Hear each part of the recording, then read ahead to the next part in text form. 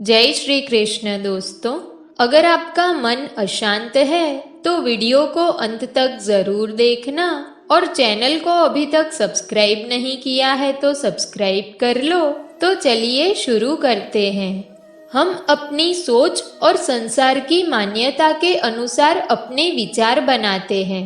जैसे सत्य कहना धर्म है और असत्य कहना अधर्म, सहनशीलता धर्म है और क्रोध करना अधर्म, उपकार करना, जीवों पर दया करना धर्म है और निष्ठुर होना अधर्म। परंतु क्या यही सत्य है? क्या कभी कभी परिस्थितियां इन आवेशों को उल्टा नहीं कर देती? करती है। यदि इस संसार में कुछ धर्म है, कुछ पुण्य है, कुछ महान है, तो वो है परिस्थिति के अनुसार चलना। जटायु याद है आपको, जिन्होंने रावण पर क्रोध किया था, उस पर आक्रमण किया था। उस समय जटायु का क्रोध पाप नहीं था, वो धर्म था। इसलिए अंत में उन्हें भगवान राम की गोद मिली। और कुछ ऐसे भी होते हैं जो धर्म को सहनशीलता समझकर हर अन्याय को सहते हैं और अंत में वो बाणों की शैया पाते हैं।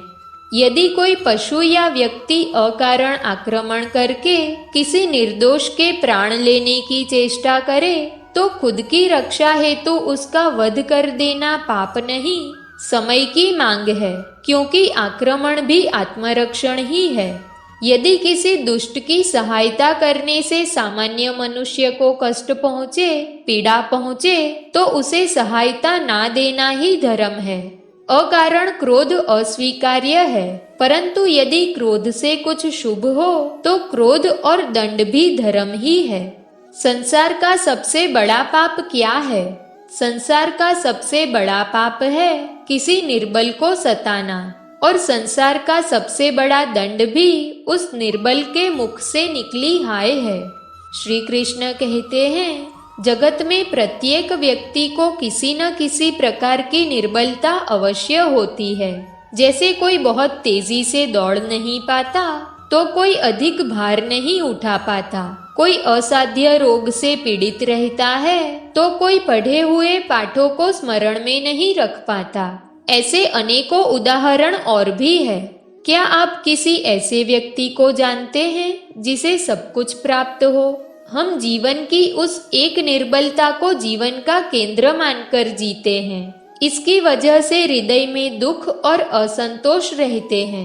निर्बलता मनुष्य को जन्म से अथवा संयोग से प्राप्त होती है, किंतु इस निर्बलता को मनुष्य अपने मन की मर्यादा बना लेते हैं। किंतु कुछ व्यक्ति ऐसे भी होते हैं जो अपने पुरुषार्थ और श्रम से उस निर्बलता को पराजित कर देते हैं। क्या भेद है उनमें और अन्य लोगों में? क्या आपने कभी विचार किया है? इसका सरल सा उत्तर है, जो व्यक्ति निर्बलता से पराजित नहीं होता, जो पुरुषार्थ करने का साहस रखता है, हृदय में वो निर्बलता को पार कर जाता है। अर्थात निर्बलता अवश्य ईश्वर देता है, किंतु मर्यादा मनुष्य का मन ही निर्मित करता है। श्री कृष्ण कहते हैं, द्वंद्व दो मनुष्य के बीच होता है, परंतु विजय सदैव एक ही मनुष्य को मिलती है। जबकि दोनों समान रूप से शक्तिशाली होते हैं और दोनों व्यक्ति समान ज्ञान प्राप्त करते हैं, लेकिन सफलता एक को ही मिलती है। इसका कारण क्या है? दो प्रकार के लोहे होते हैं, एक ठंडा, एक गरम। कभी सोचा है, लोहकार लोहे को लोहे से ही काटता है, परंतु सदैव ठंडा लोहा ही गरम लोहे को काट पाता है। और यही नीति मनुष्यों पर भी लागू होती है।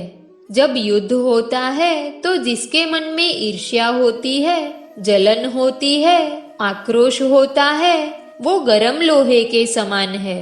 और जिसका मन शांत होता है, जिसका मन संयम से बंधा होता है, वो ठंडे लोहे के समान है। इसलिए यदि जीवन के संग्राम में विजय प्राप्त करनी है तो अपने मन को शांत रखे, क्योंकि गरम लोहे की भांति ईर्ष्या और क्रोध जैसे भाव रखने वाला मनुष्य सदैव शांत स्वभाव के मनुष्य के समक्ष निर्बल पड़ जाता है। शक्ति ईर्ष्या और क्रोध में नहीं, शांति और संयम में है। श्री कृष्ण कहते हैं, युद्ध वही जीतता है जो युद्ध में व्यतीत होने वाले समय से अधिक समय युद्ध की तैयारी में लगाता है। जो योद्धा अभ्यास क्षेत्र में अधिक समय देगा, रणभूमि में उतना ही कम रक्त बहेगा। एक समान लोहा और तीखी तलवार में अंतर यही है कि एक तीखी तलवार को कड़ी अग्नि परीक्षा से होकर गुजरना पड़ता है, लोहकार की मार खानी पड़ती है। एक तलवार जितनी पीड़ा सहेगी, उसका वार उतना ही प्रबल होता है। इसलिए पीड़ा से घबराए नहीं, उसका सामना करे, उसका अभ्यास करे, क्योंकि यही अभ्यास जीवन के युद्ध में आपको विजयी बना सकता है। श्री कृष्ण कहते हैं, यदि आगे बढ़ना है तो अपनों का साथ दो, और ये बात सत्य भी है, और अपनों का साथ देना ही चाहिए। परंतु साथ देने से पूर्व ये अवश्य पहचान लेना चाहिए कि अपने हैं कौन। क्या अपने वही होते हैं जिनके साथ हमारा रक्त संबंध होता है, या अपने मित्र, या अपने वो होते हैं जो हमें सत्कार्य के लिए प्रेरित करे, हमें आगे बढ़ाए, हमारा साथ दे, और ना कि वो जिनके साथ देने से समाज का नाश हो, धर्म की हानि हो, और वो सदैव साथ रहकर भी सगे नहीं होते। इसलिए जब भी अपनों की परिभाषा का चुनाव करें तो उन्हें अपना माने जो आपका साथ दे, उन्हें नहीं जो हमें अज्ञान के मार्ग पर ले जाए। श्री कृष्ण कहते हैं, सीमा एक रेखा ही नहीं, एक परिभाषा भी है। सीमा हर किसी की होती है, प्रेम की, धैर्य की, मित्रता की और शत्रुता की भी। और जो सदैव सीमा में बंधे रहते हैं वो सामान्य मनुष्य बनकर रह जाते हैं, परंतु जो समय आने पर सीमा तोड़ देते हैं वही भविष्य बनाते हैं। क्योंकि सीमा केवल आपको मर्यादा में नहीं रखती, आपको बांधती भी है। अब ये आप पर, मुझ पर, हम सब पर निर्भर करता है कि हमें कौन सी सीमाएं तोड़नी है और कौन सी नहीं तोड़नी। मनुष्य सुंदरता से आकर्षित होता है, तो सुंदर और असुंदर की परिभाषा क्या है? इस आकर्षण और विकर्षण का कारण क्या है? इसका सबसे बड़ा कारण है दृष्टिकोण। क्योंकि सुंदरता आपके मन में होती है, आपके दृष्टिकोण में होती है। इसलिए किसी को कीचड़ में खिला हुआ कमल सुंदर लगता है, और किसी को निर्मल चंद्रमा में भी कलंक का धब्बा दिखता है। यदि आपको सुंदरता अनुभव करनी है, हर पल आनंद में रहना है, तो आप अपने दृष्टिकोण को सुंदर बनाए और अपने आप सब कुछ सुंदर बन जाएगा। मित्रता केवल सज्जनों से ही करे, क्योंकि यदि कोयले की खान में जाओ तो चाहे कितनी भी सावधानी बरतो, वस्त्र पर कालिक लग ही जाती है। श्री कृष्ण कहते हैं, तारीफ एक ऐसा चंदन है जिसे दूसरों को लगाए तो आपके हाथ अपने आप महकेंगे। समझने वाले तो खामोशी भी समझ लेते हैं, और ना समझने वाले तो जज्बातों का भी मजाक बना देते हैं। जो आपकी खुशी में अपना दर्द भूल जाए, उस इंसान से ज्यादा आपको कोई प्यार नहीं कर सकता।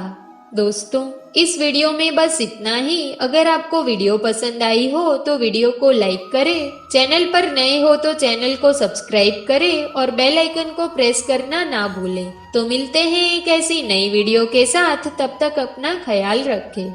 जय श्री कृष्ण।